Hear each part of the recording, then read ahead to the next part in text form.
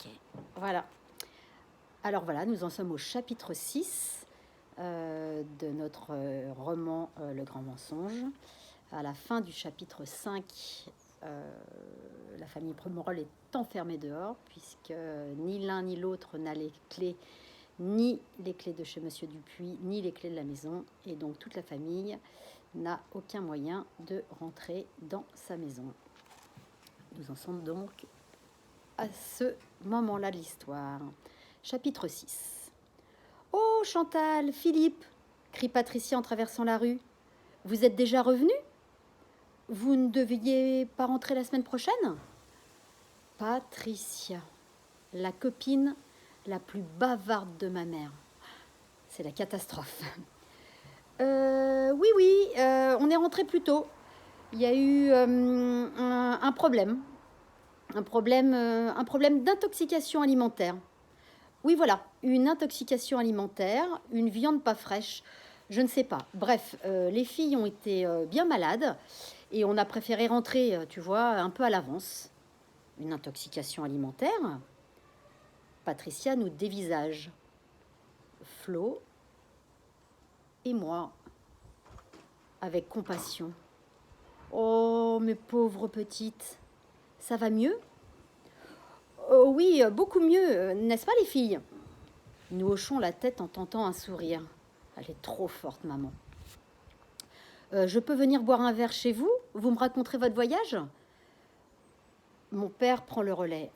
En fait, là, tu vois, dit-il en tendant le menton vers la maison, au volet fermé et au garage clos, on vient vraiment, mais tout juste d'arriver, de descendre de l'avion, pour ainsi dire, et on n'a pas les clés de la maison.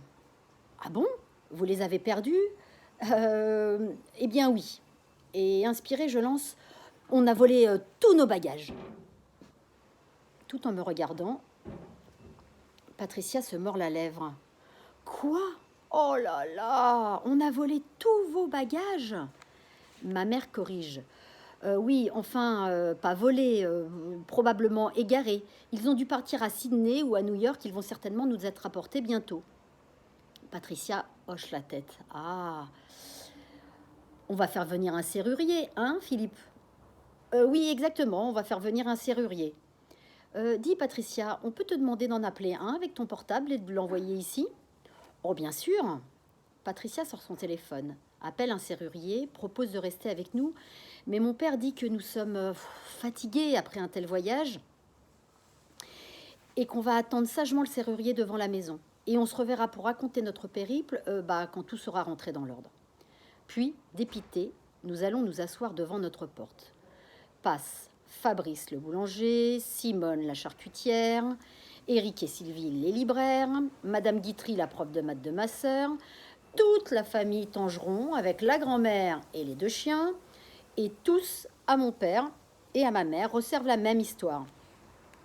Il leur explique le retour précoce pour cause d'intoxication alimentaire, de valises perdues avec les clés à l'intérieur, de fatigue du voyage. Ne vous inquiétez pas, on se verra une prochaine fois. Du mensonge encore, toujours plus de mensonges pour ne pas avouer le mensonge premier. Pour l'instant, je n'ai pas eu le droit à la discussion qui tue avec mon père, ma mère et Flo, qui vont sûrement dans une colère noire, être dans une colère noire contre moi, parce que j'ai tout gâché en allant rendre visite à Monsieur Dupuis, au lieu de me tenir sagement à l'intérieur de la maison. Si j'avais obéi, si j'étais restée dans notre côté de la cloison, on n'en serait pas là. Le cul par terre à attendre un serrurier et à raconter des bobards au monde entier. Mais cette discussion viendra, j'en suis sûre, aussi sûre que le serrurier va briser la serrure tout à l'heure. Et j'en tremble. Quand le serrurier est parti, on s'est retrouvés silencieux dans le noir de l'entrée.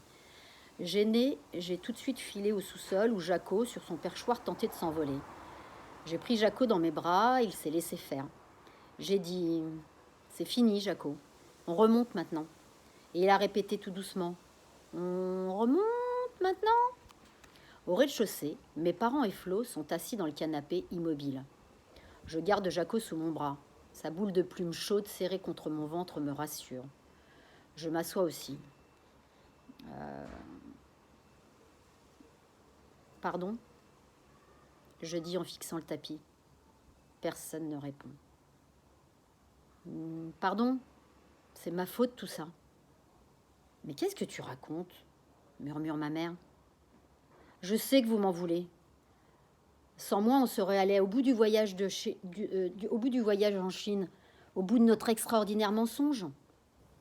Mais enfin, ma chérie, sans toi, monsieur Dupuis serait peut-être mort à l'heure qu'il est.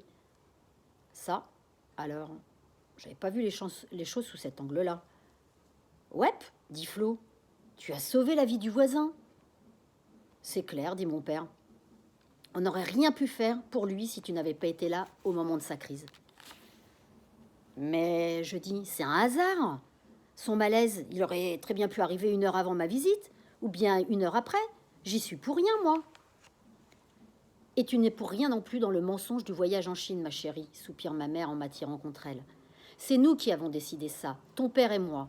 Toi, tu as fait de ton mieux. Je vous ai déçu, c'est ça? Mais non, Juliette, le mensonge du voyage, c'était un mensonge vraiment énorme. Jaco s'ébroue dans une volée de plumes. Mensonge du voyage! Et nous éclatons de rire tous les 4. Pourvu que ce perroquet de malheur ne répète pas ces mots devant nos amis, on serait démasqués en quelques secondes. Puisqu'on est rentré de Chine, on ouvre les rideaux un à un, les volets, les fenêtres, et un flot de lumière entre dans la maison. Mon père arrache les croix d'adhésive rouge qui marquent les lattes et les marches grinçantes. Je saute à pieds joints pour faire gémir le parquet. On est rentré, on est rentré. Ma mère allume la télé, monte le son, Flo branche la chaîne IFI et pousse le volume à fond les ballons. Et mon père crie dans l'escalier « Un steak frites, ça vous dit ?» Nous hurlons un « oui » enthousiaste. Terminer les nems, les raviolis vapeur, les champignons noirs, les crevettes sautées, les soupes de nouilles. Un steak frites. Rien que d'entendre ces mots, mes papilles se réveillent. J'ai une faim de loup. Et en attendant que mon père revienne du supermarché où il a couru acheter de la viande et des frites congelées, ma mère déplie sur la table la carte de Chine arrachée du mur des toilettes. Au feutre noir, elle marque un point précis sur le papier. Là. Voilà les filles, c'est là qu'on s'est arrêté. Là que vous avez été malade et qu'on a décidé de rentrer plus tôt. Et on a mangé quoi? Demande ma sœur. Des singes, je dis. Mais n'importe quoi, s'exclame ma sœur. On a mangé des œufs pourris. Moi, les œufs, je suis contre. Quitte à revenir malade, autant revenir en héroïne. Les œufs pourris, c'est vraiment pas glorieux. Si on continue à mentir, mentons vraiment, inventons un nouveau mensonge digne de nos vacances. Ah, pas des œufs, non, des insectes pourris, des sauterelles, tiens, ou des larves de vers. Personne ne nous croira. Sans vouloir te vexer, ma Juju, ta sœur a raison. Il faut un mensonge raisonnable, tu vois. Je suis dépitée. On va parvenir avec une pauvre intoxication alimentaire aux œufs pourris ou à la viande moisie. Ah non, c'est nul. Bon, dit ma mère. Vous avez mangé un plat dont vous êtes incapable de dire ce que c'était.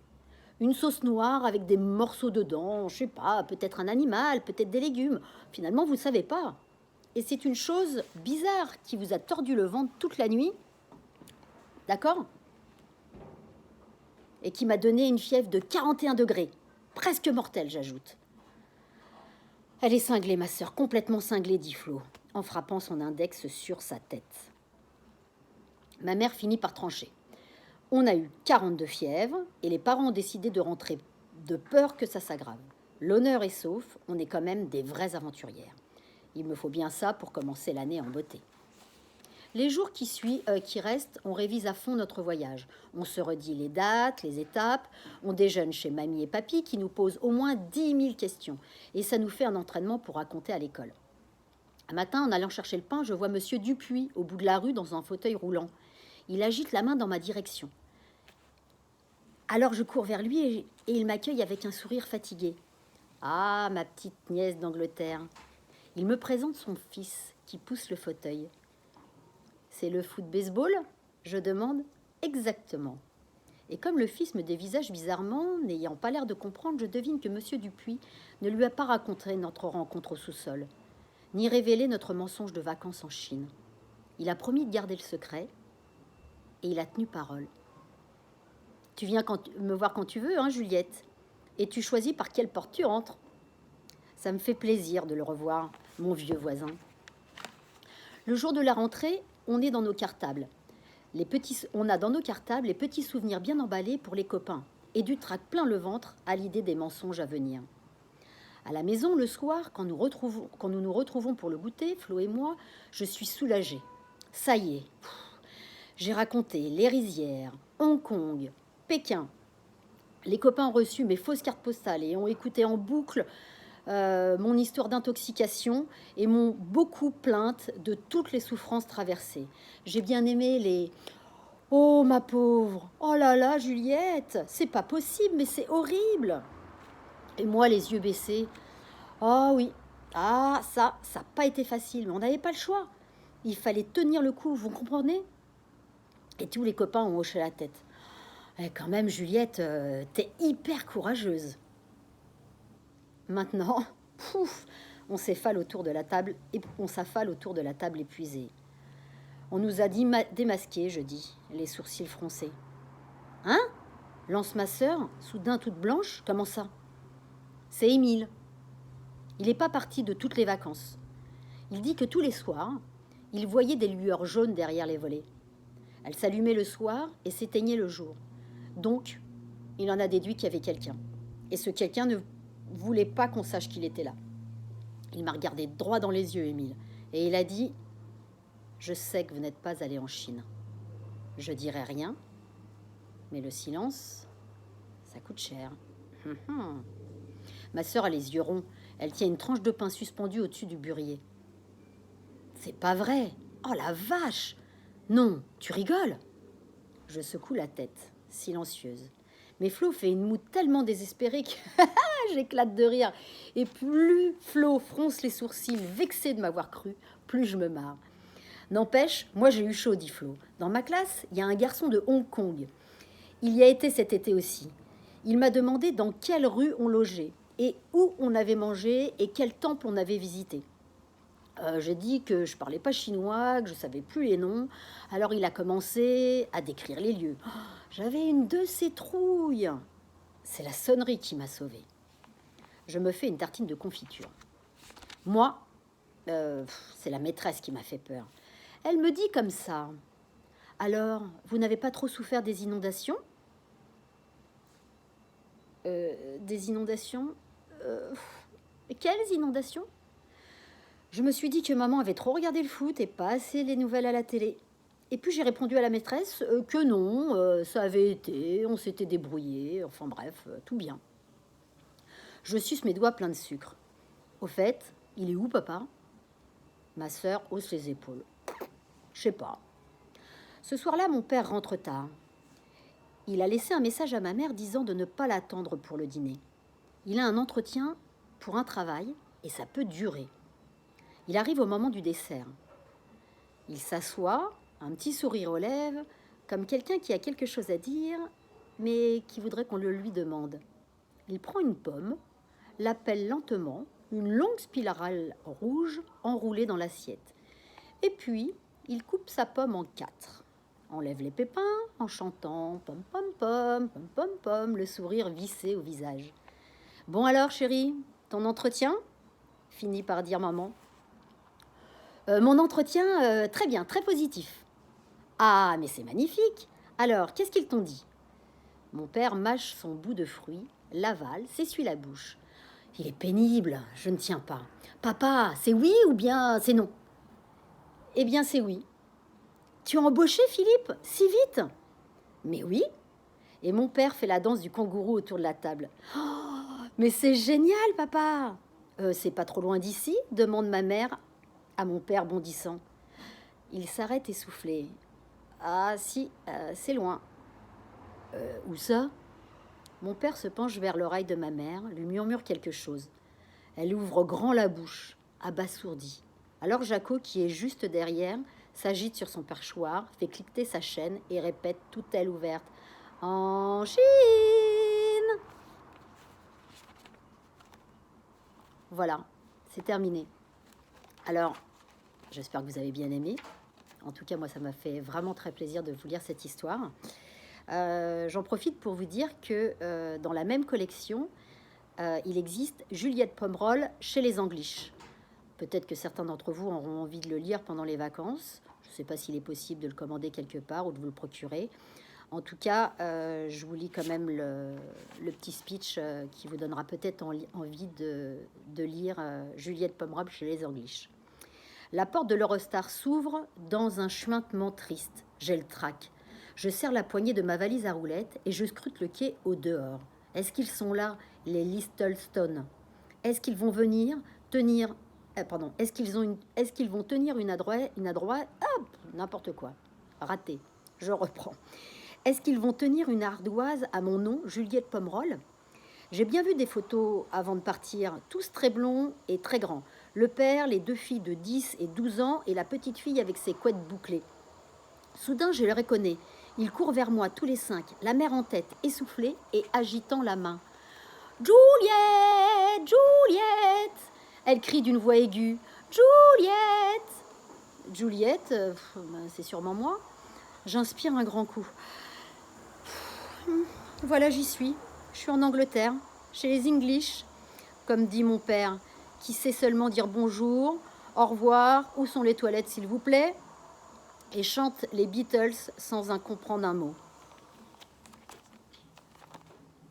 Ciao, ciao.